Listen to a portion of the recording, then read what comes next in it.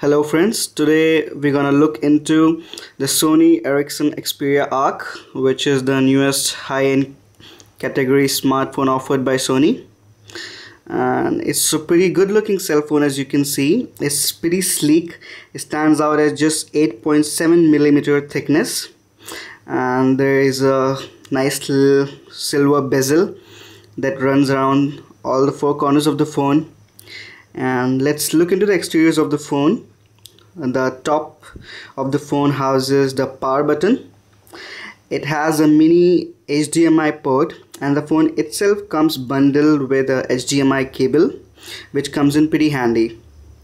Okay, the right side of the phone houses the LED indicator and the mini USB cum charging port. It has a volume rocker and also your dedicated camera shutter. Okay, the bottom of the phone has the microphone, nothing else special here.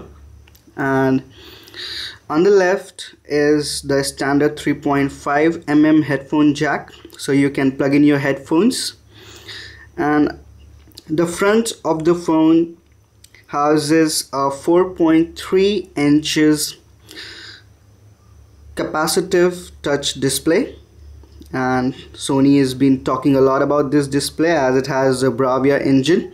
We'll display that and talk about that in a while. Also, the front of the phone has 3 keys at the bottom. There's a back key, there is a home key, and there is a menu cum options key. Okay, and before we go on to the interface of the device, it is pertinent to tell that the device has a 1 GHz processor and also doubles up with a 205 MHz Adreno GPU, which makes it a pretty snappy phone. Also, as you might have noticed, the memory card is not hot swappable, so every time you need to take out the memory card, you need to remove the back cover, and otherwise the phone is pretty solidly built. So let us now move on to the interface of the phone. The first thing that you'll notice about this phone is its brilliant display.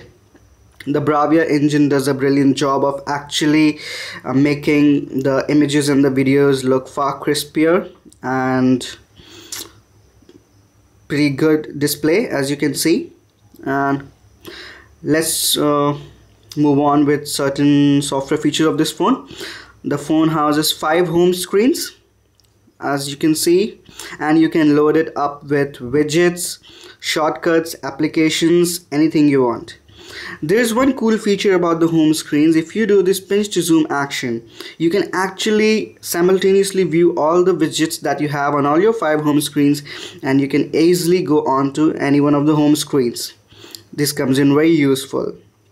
Okay, now let's move on to certain individual features of the phone. The menu is pretty standard, what you would find on an Android phone, and this, to remind you, runs on Android, the latest version of Android, that is a gingerbread version.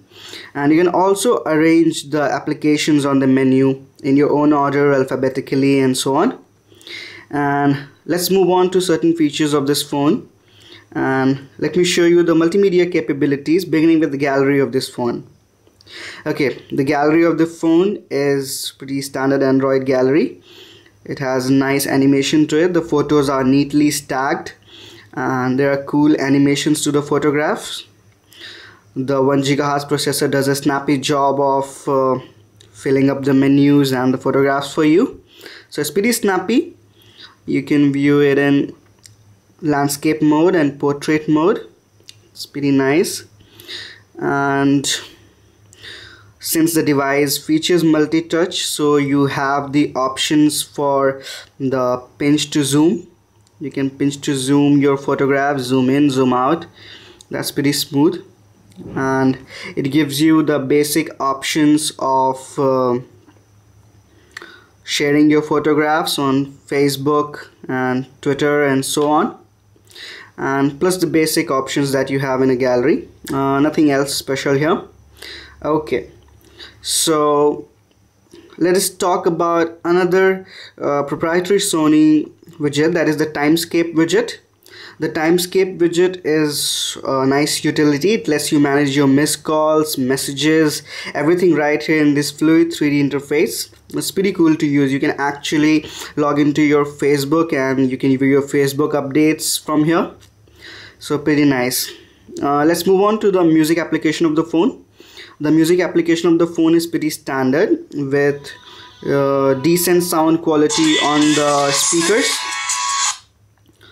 And one good thing about the music player though is that it comes with equalizer with quite a few number of presets, so music lovers will kind of like it. And the sound quality on the headphones is as expected by Sony. It's really good, although it's not to the likes of the iPod, so it's pretty good anyways. Okay, let us get down to the messaging app of this phone. Okay, the messaging app of this phone is pretty standard. It gives you the threaded view of the messages, which is pretty standard on Android these days. And one thing to notice though is the online keyboard. Online keyboard is not very comfortable to use in the portrait mode, but once you switch it in the landscape mode, it's pretty usable, and you can actually do it to like type in some long messages, and it's pretty cool. Okay, so nothing much to look about here. Okay, let's talk about the dialer of the phone now. The dialer of the phone is pretty standard. You can just dial a number, and you can also view the call logs from here, your contacts as well. The contacts though, I must add, it doesn't still feature the smart dialing option, so you have to search for your contacts yourself. And okay, connectivity wise, this phone is pretty loaded. It has Wi-Fi connectivity, it has Bluetooth 2 support and full 3G support with like no speed issues whatsoever. You can get nice 7.2 Mbps speeds on 3G. Okay, so let me give you a view of the phone's inbuilt browser. The browser is pretty nice, so let me show you. It's like, it also features a pinch to zoom, which is pretty useful. And since I don't have a Wi-Fi here, so I might not be able to display how fast it is, but it's pretty good actually on 3G as well. It offers you the basic options, and you can open multiple tabs as well. You can have multiple windows here. Okay, so that's it about the browser. Okay, let's now talk about the camera of this phone, which is really special. The camera of this phone is capable of HD video recording. It's a 8.1 megapixel camera, and it has a LED indicator, and it has a LED flash, and it takes pretty phenomenal photographs for a device of this range. Okay, so let me give you a outlook of the camera. You can start the camera by the dedicated shutter key, and as you can see, the camera, it comes with the basic options.